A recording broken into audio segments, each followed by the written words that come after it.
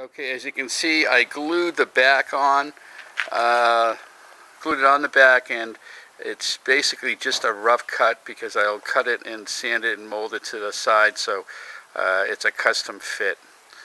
On these rails here, these gun rails, they have to be flat, and as they curve up the sides, you'll see that they have an angle on them, and what you need to do is plane them down. Okay, now once I plane the sides, I take a ruler like this and I draw a line on the bulkhead from one side to the other. That way I know how much I have to sand off to make it even. And you can see there's a line there right now. And that's pretty much what I'm going to have to sand off. And I'm going to use a small belt sander to do that. So anyways, I'll come back to you when I'm done. Okay, I wanted to show you this setup also. This is a belt sander. It's a handheld, one handheld belt sander. It's smaller than most. It's made by Porter-Cable.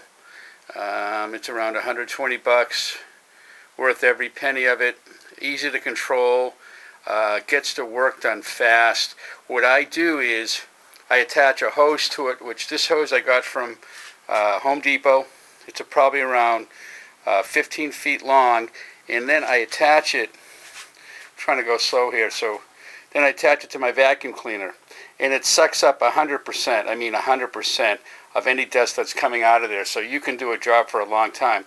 Good thing about that setup is that if you have the vacuum cleaner collecting dust directly out of the belt sander, it's going to last longer because less stuff accumulates inside, so there's less wear and tear. Something to think about.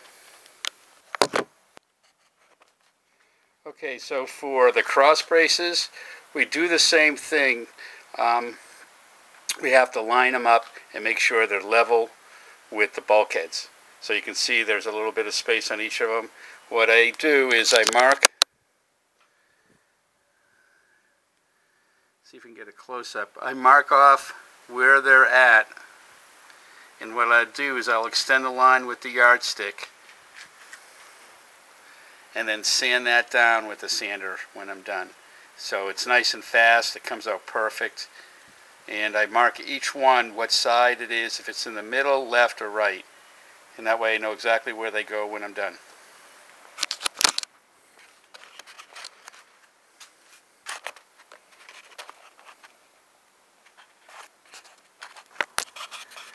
Okay, as you can see, it took about 20 minutes to sand all that down, and that is, you can see they're all nice and flush.